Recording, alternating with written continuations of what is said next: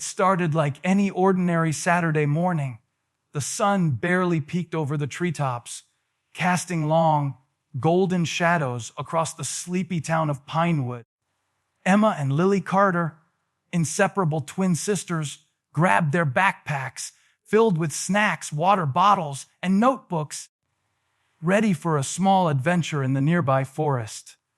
Their parents reminded them to stay on the marked trails and be back by noon, but the girls, full of youthful excitement and curiosity, promised they would. The forest had always been their playground. Dense trees, hidden streams, and secret clearings where they loved to explore. But no one could have imagined what would happen next. As the girls disappeared into the shadows of the towering pines, the morning calm began to feel off. Birds fell silent, and a faint wind seemed to whisper through the branches. By the time their parents realized they had been gone longer than promised, panic set in. They called out the twins' names, but only the echo of their own voices returned. The local authorities were notified, and soon a search party of volunteers, police, and neighbors swarmed the forest, flashlights cutting through the thickening underbrush, hoping for a sign, anything that could lead them to the girls. Hours turned into an agonizing day, and as night fell, the forest seemed to swallow all traces of Emma and Lily. Search dogs barked at shadows and pawed at empty patches of dirt. Helicopters hovered overhead, their spotlights scanning the dense treetops. But there was nothing, no footprints, no torn branches, no backpacks, no jackets, nothing to explain the sudden disappearance. Friends and family were left clinging to hope, while a creeping dread began to settle over Pinewood. It was as if the girls had vanished into thin air, leaving behind only the haunting silence of the forest.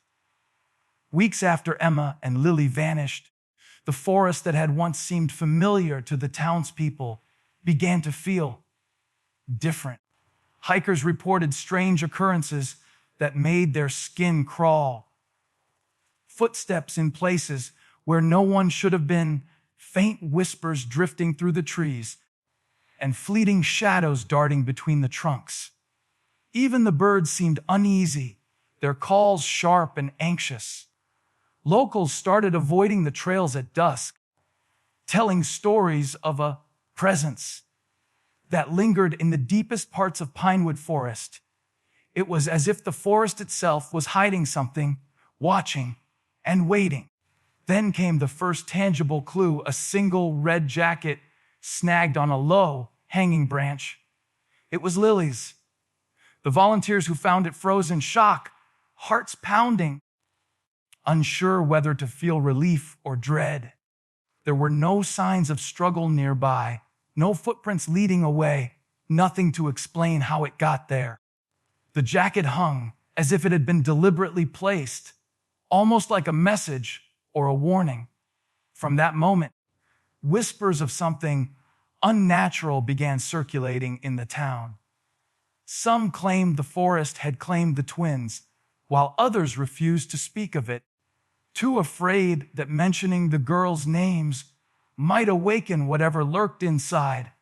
Strange sightings grew more frequent, each one more unsettling than the last. Hikers reported catching glimpses of a small figure moving behind trees, only for it to vanish when approached. Sounds of laughter, high-pitched and eerie, echoed through the woods at times when no one else was around. Even the seasoned park rangers began carrying flashlights and radios on daytime patrols, uneasy about what they might stumble upon. Every clue pointed to the same terrifying possibility. Something beyond understanding had taken the twins, and the forest was leaving behind cryptic signs, taunting the people who dared to search for answers. 2 months after the disappearance, the forest seemed quieter than ever, almost unnaturally so. The search parties had thinned, leaving only a few dedicated rangers combing the dense underbrush. One late afternoon, Ranger Tom Hargrove, a veteran of countless searches, noticed something unusual. A faint glimmer of red among the fallen leaves deep in a secluded part of the forest. As he pushed through the thick brush, his heart began to race. There, curled up beneath a giant oak, was Emma. She was pale, trembling, barefoot, and clutching something tightly to her chest. It was Lily's jacket, worn and tattered, but unmistakably hers. Emma's eyes were wide with terror, darting around the forest as if expecting something or someone to emerge from the shadows at any moment. She didn't speak, not at first. The ranger tried to calm her, but her gaze was fixed on a narrow, hidden path that led further into the woods. It was overgrown, almost swallowed by the forest itself, and yet Emma pointed insistently, her hands shaking as if begging someone to follow. The air around them felt thick and heavy, as though the trees themselves were holding their breath. Ranger Hargrove could feel the weight of something unseen pressing in from all sides, but he knew one thing for sure: this forest had secrets, and Emma was carrying the key. As she finally whispered broken words, the ranger caught fragments of a story that made his blood run cold. She spoke of a dark figure, always watching, always following, and how Lily had been taken when Emma wasn't looking. For weeks, she had survived alone, navigating the forest with only her wits and her sister's jacket, hoping that someone would eventually find her. Every night had been a battle with hunger, fear, and the unseen presence that haunted every shadow. Emma's voice trembled as she described the sounds in the night, whispers that called her name, footsteps that echoed too close behind, and glimpses of movement that vanished whenever she tried to confront them. Following the hidden path Emma had indicated, Ranger Hargrove and a small search team ventured deeper into the forest than anyone had dared to go in months. The trees grew thicker, their branches twisting like skeletal arms, and the sunlight barely pierced the canopy. The air was heavy with the scent of damp earth and decaying leaves, and every step seemed to echo unnaturally loud. It was there, amid the dense shadows, that they discovered strange carvings etched into the bark of ancient trees, symbols that made no sense, but radiated a chilling, almost deliberate energy. The forest felt alive, as though it was warning them to turn back. As they pressed on, they stumbled across remnants of a small campsite, rudimentary shelters made of branches, scraps of cloth, and scattered personal items. Everything looked abandoned, yet carefully arranged, as if someone or something had been living there recently. Emma's trembling hands pointed to a corner where the ground had been disturbed, as though footprints had been pressed deep into the soil, leading away into the darkness. Every instinct screamed that this was where Lily had been held, yet no trace of her remained. The eerie silence was occasionally broken by distant rustling and faint whispers, sounds that seemed to drift from one tree to another, never revealing their source. The deeper they went, the more Emma's story began to unravel the terrifying truth. She spoke of nights spent hiding in the underbrush, of shadows that moved with intent, and of an unseen presence that always seemed to watch from the edges of her vision. It was as if the forest itself had claimed her sister, reshaping reality within its borders.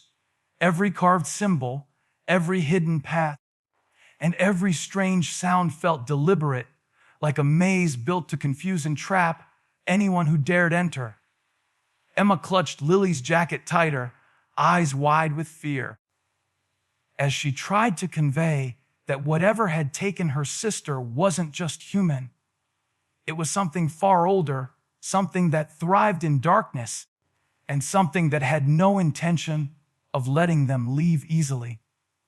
Despite weeks of searching, Lily was nowhere to be found. The forest seemed to swallow any trace of her existence, leaving only Emma and her vivid, terrified recollections. But even in her rescue, the horror wasn't over. Emma began hearing things, soft whispers calling Lily's name, long after leaving the forest. At first, her parents thought it was trauma, the imagination of a child who had survived unimaginable fear. But Emma insisted that the voice came from outside her bedroom window at night, faint yet unmistakable, as if her sister, or something pretending to be her, was trapped just beyond reach. Locals whispered about the Pinewood Forest, claiming it had a dark history. Long before Emma and Lily disappeared, old newspaper clippings told stories of children vanishing and never returning, of strange lights seen dancing between the trees, and of a shadowy figure glimpsed by those brave, or foolish, enough to wander too far.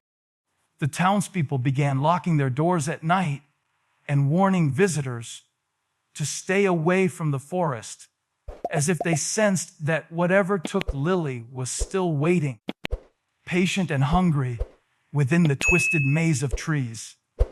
Emma's eyes never left the forest edge, haunted by memories too sharp and vivid for anyone to ignore.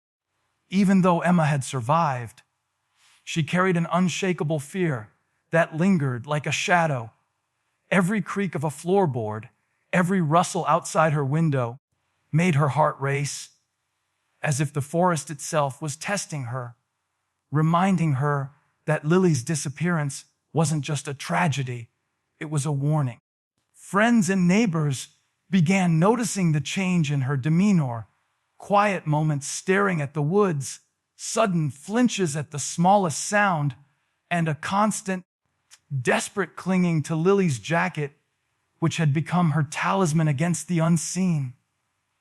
And while she physically escaped the forest, a piece of her, or perhaps a piece of the forest, remained trapped there, echoing the terrifying truth that some shadows never leave and some mysteries are far from solved.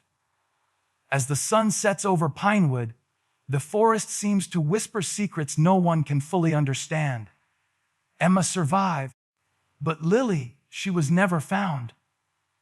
And some nights, when the wind rustles through the trees, you can almost hear a faint voice calling from the shadows, begging to be found.